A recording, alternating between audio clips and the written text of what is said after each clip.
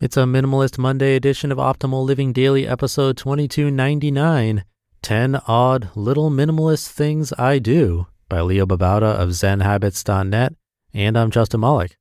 And I'm going to keep this intro nice and minimal for Minimalist Monday, so let's get right to it and continue optimizing your life. 10 Odd Little Minimalist Things I Do by Babauta of Zen Habits.net. I consider myself a minimalist. Does that mean everything I do is minimalist? No, but there are some odd little things I do that you might consider minimalist. Today I felt like taking a minute to share them with you. Number 1, no watch. My watch broke a couple of years ago and I decided I'd go without it. It saves me from having to put on a watch every day and I feel much lighter. Plus it has the advantage of making me less conscious of time and more conscious of what I'm doing and who I'm with. Number 2, no wallet. This isn't an original idea, of course, but about a year ago, I put my wallet in my car's glove compartment. Now I only carry a few bills in cash, my driver's license, and my debit card bound with a clip. My membership cards, discount cards, etc. are stored in my wallet in my glove compartment, and you know what? I never need them. I think I've only gone in the wallet once to get out a card in the last year. Number 3, no keys. I began to simplify my key ring until it just has a few keys: office, home, car, and post office box. Then I decided I didn't need to carry them around with me. Now I just leave them in my glove compartment and only carry around my car's remote key, that little clicker thing that locks and unlocks the car. My pockets are so much emptier. Number 4, no cell. Well, actually, I do own a cell phone, and it's usually in my car, but I just have it for emergencies, mostly because I have kids and want to be available for them. However, I rarely make phone calls, and if my kids are with me, I turn the cell off and leave it in the glove compartment. Man, I love that glove compartment. Number 5, no bed. Actually, I have a bed, but it's just a king-sized mattress that sleeps myself, Eva, and our 2 youngest babies. As our babies sleep with us, we decided it would be safer if the bed was low. Plus, I love the minimalist look of having only a mattress. Number 6, no desktop icons. I think I've mentioned this before, but my computer desktop is completely free of icons. They are just visual clutter. They slow the computer down. It takes extra CPU cycles to draw icons. And they are an inefficient way of organizing or accessing your programs and documents. I use keyboard shortcuts for everything. Number 7, no desktop storage. I don't store my info on my computer's hard drive. First, because I got tired of emailing myself my work files so I could access them from home, or putting them on a flash drive, or uploading them to web storage, or syncing my files. I decided to put everything online and use online apps so that I could access info from anywhere, and has made my life so much easier and simpler. I sometimes use desktop apps, but I then transfer it online and delete the file from the hard drive. I still have stuff on my hard drive, of course, but that's just because I haven't bothered to delete my old files. I don't actually use them. Number 8, no mobile internet. I know iPhones and Blackberries and laptops with Wi-Fi and other such mobile computing is all the rage these days. I've been sorely tempted myself, but I've opted not to get such a device. The cell phone I mentioned only makes and receives phone calls. Actually, it can send text messages, but I've never done it. I like the freedom of being away from the internet when I'm out doing something, either alone or with my family. It's liberating to be disconnected. Number 9, no cable TV. I've mentioned this before too, but a few years ago, we made the decision to cut out cable TV from our lives. It was partly out of frugality, but also because cable TV tends to run your life.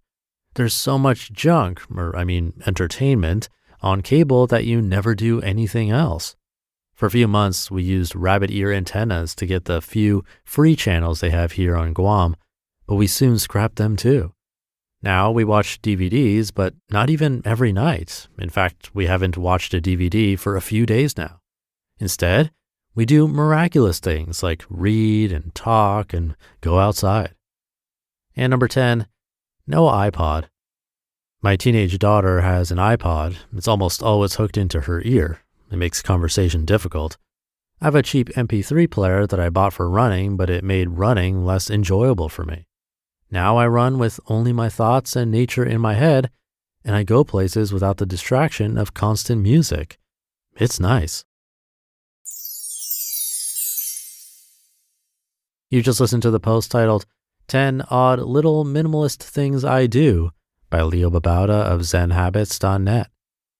There's been a lot of buzz about Phil from ZipRecruiter and a lot of thank you Phils going around. Here's what some people are saying on the internet. Lisa M said, "Phil, you are amazing. You gave me the confidence I needed to land an awesome job. Thank you." Anthony P said, "Phil sent me jobs I was a great match for, so I just knew something good was going to happen." And Liliana G said, "Super thankful for Phil at ZipRecruiter. He made my whole job search easier and he helped me land a job." Stefania W. also gave a shout out to Phil. She said, "Phil, you made my job search a priority and you stuck with me all throughout it. Couldn't have done it without you."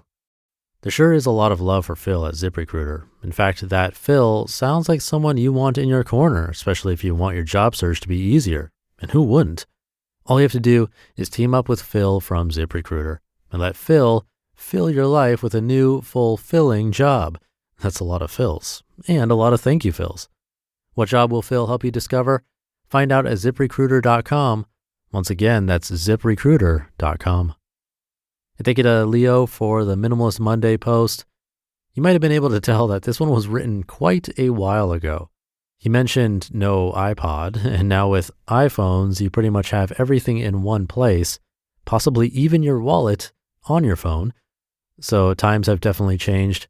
I'd be surprised if his view of the cell phone hasn't changed, but that's not really the point.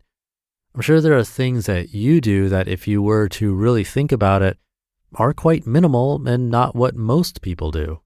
We all have different methods, routines, habits, and quirks. And you never know what sharing those ideas with others could lead to. Maybe a new idea, maybe something more minimal or practical, or something that saves you time, who knows? For me, I didn't wear a watch for years. About a year ago, I got an Apple Watch as a gift. I tried it, I've liked it, and like that I can see my heart rate, get little breathing and mindfulness updates and little stuff like that. So I've continued to wear it because I found value in it. But cable TV, nope, haven't had that in probably 5 or more years, and I'm totally happy with that decision. I do have Netflix and Hulu, so maybe tomato, but in either case, maybe something in this post could spark something in you where you could rethink your everyday life.